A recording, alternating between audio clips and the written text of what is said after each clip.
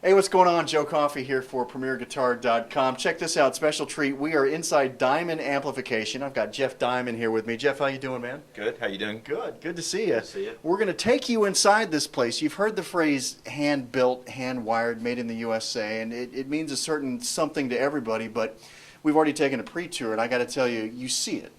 It's one thing to hear the phrase, it's another thing to see an amp hand-wired, hand-built, you name it, everything right here in the U.S., handmade in Houston. Jeff's going to take us through it, Jeff. So right. where do you want to start? Well, why don't we start with where we build the amps? What I'm going to do is I'm going to take you in the room where we both do the pre-chassis assemblies to get them ready for boards and get them ready for termination, and where we actually build the amp and put it through the scope and get it ready for quality control. Okay. So why don't we go in here and check it out? This is one of the boards that we use. This is one of our 2-channel boards. And when I said we're all hand-built in the United States, even these boards are printed in the United States. Most companies get these inexpensively from China. We have ours built by a company here in the U.S. so that we can ensure that they're of the adequate quality. All of these components are hand-stuffed, hand-soldered, and these boards are hand-prepped by us. One of our guys over here who's taken a Spitfire 2 chassis, and he is actually putting all the chassis components on it. Things that get bolted into the chassis, things that are attached to the chassis, happens there first. And I'll show you. This is a Nitrox chassis, so this is what they look like after the chassis have been assembled. You can see underneath, you know, the transformers are in, the sockets and some of the jacks and the fuses and switches are in. And once they get ready, once they get done at this stage, they get ready to actually put a board in them so that we can then do all the wire terminations and fire it up and test it.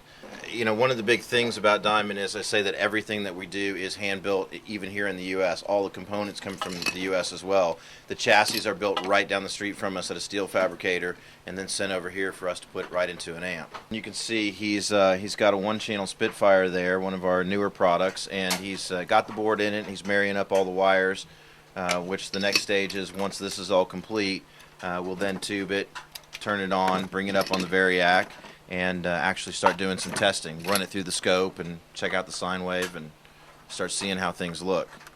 After an amp's come out of QC, we bring it over to a bench here where we have bias testing stations set up. We also do some of the component assembly here.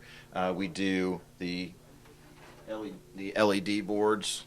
All of these that we make here on our own are all stuffed right here. Our foot switches are built right here by hand from bare chassis all the way up to a completed product.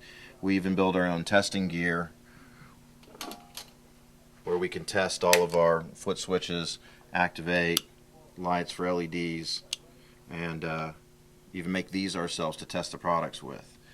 So once a product's completed here and it's been biased for the second time to make sure the bias is still accurate, we bring it over to this table, which is where we're going to do all of the post-assembly. Once they're done here, we line up head shells underneath. We bring the completed chassis out after they've been biased, and we actually put them in the head shells, marry them up, and get them prepped. We then couple them with a foot switch, and then the amp is retested with that foot switch in a final audio test after it's been through QC and then after it's final assembled. You can see right here behind us, this is where we even keep a number of the components so that we can build where we build our foot switches. We keep chassis, we keep grills, we keep transformers and all the things that we need. You know, down below we have raw transformers and we have raw foot switch chassis that are getting ready to be built, and all the components that we need for this stage of the game all happen right here. So Jeff, these have gone through the paces and these are ready to go out then? Yeah, these are right. That's right. We have maybe have some grills left to put on them, but otherwise they're set to go out. The amp that we're looking at right now is one that's about ready to go out to Fleetwood Mac's guitar player Neil Haywood. A name like Fleetwood Mac, I mean, there are historic tones that, you know, we all associate with, and if their band members are using amps from you and they didn't record with these, I mean, are there special things going on inside where they say, hey, tweak it this way, tweak it that way, or is this pretty much the same amp anybody could buy? It's exactly the same amp anybody can buy. Everything that we do has been stock product. The Spitfire 2, for example, that's now being endorsed by Bob Rock, 100% stock product. The stuff that it goes to all the producers, Jack Knife Lee, Bob Marlette, all the bands, 311, Kid Rock, all those things are are at the same amp that everybody buys. We don't really do tweaks or modifications, although we can. We've never historically done them. I think the only time we ever did a modification actually is what resulted in a new amp, and we were messing with some more vintage style tones, kind of at a request from Kerry Kelly. He wanted to have sort of two different vibes on his stuff, and we developed one of our mods that actually became Channel 2 of the Spitfire 2. So we liked it so much that we turned it into a new amp. Cool. And that's where it came from.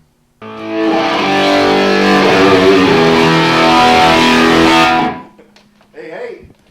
So this is the demo room. This is where we keep some of our pieces of history. This is where we bring artists when they come to the factory to try things out. And this is also where we do our quality control. You'll see a number of products as you look around the room. Some of these with the Blankenship logos are things that we're going to be talking about. The road cases you see that I've seen in the shots are actually road cases, ATA flight spec cases that we build. The rig we're looking at right now is our demo rig, where we've taken one of each of the heads and we tie them all together with a custom switching system that my buddy Bob Bradshaw built for me. So a guitar player can literally sit in the middle of the room, and if we get a shot of the board right here, you can see we put all of our foot switches down there together. We put the amp selector down there together, so you can sit in the middle of the room with one guitar and one cable, and you can toggle between all the amps, check out all the channels, and that's how we do our product demonstrations. Let me back you up for a second. Let's get a shot of these cases again. I mean, you went over that kind of quickly, but there's a lot that goes into this. I mean, you build these from scratch, right? Oh yeah, 100% of the cases, like all of our products, are built from scratch. We start with bare wood and bare metal. We cut everything to length. We rivet everything here. We put all the foam and all the internal support in as well. These are literally built from raw materials all the way up by us. All the cases meet ATA flight specs, and actually a number of our clients, a number of our customers and players and endorsees have actually started calling us regularly for pedal boards and cases that are going with them all over the world. Like the head and the 212 cab we saw a while ago, Fleetwood Mac. I see the sticker here. That goes with that set. That's right. This is a head case on top and a 212 case that goes on the bottom that will be shipping with Neil's product, and literally it's going to travel the road with him and Fleetwood in those cases. So, like I was saying, we set this up so that everybody can come in and try out all the different products. Like, for example, when we developed our relationship with John Karabi, John was here in Houston, came by the factory and spent some time with me, sat in the chair in the middle of the room. We put a guitar in his hand, and we literally went through each one of the amps. So he can try the clean channels, he can try the crunch channels, and decide which flavor was best for him. Usually what happens is you start narrowing down to kind of your two front-running favorites. Then I can sit in front of the dials and tweak for you, and you can sit literally and toggle back and forth between them and hear channel 2 of this versus channel 2 of that to decide which is the one that you really like. And that's how a lot of our endorsed artists come and ultimately pick the amp that they want. Now, this is also the museum, as you mentioned. You know, you guys have come a long way. What, 3 years? 3 years. Yeah, 3 years. So back here, you're showing me this earlier. This is history for you guys. I'm going to stand on this side of you. This is the first diamond amp ever, right? This is. When Martin and I had been working together for about 15 years doing a number of things with amp. Martin was doing it as a full-time job. I was only doing it part-time. And he and I worked on design after design for things that we wanted for ourselves and things that we did for our friends or customers. And when we set out to build the first complete diamond product from the ground up, the amp we were just looking at is the one that we built. You know, I took an old amp of mine and gutted it completely, so we had a box to put it in and built it on a breadboard and built it up from scratch, and I've kept it. Along with the first Phantom, right after the Spec Op came out, which was the first amp, the Phantom was the second one we released, and literally we took a production amp and we started making our changes and modifications to it, and actually kept the first prototype Phantom that we ever put together as well. I don't have so many of the rest of the prototypes.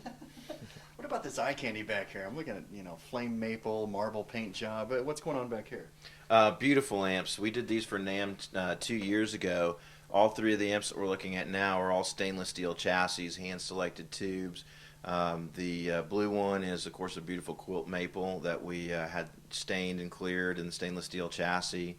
The center one is what we call, what actually Jim Tyler painted that for us. It was his black schmear paint. And the third one was a really gorgeous piece of flame maple that we stained a tiger's eye color and exhibited them at NAMM 2 years ago.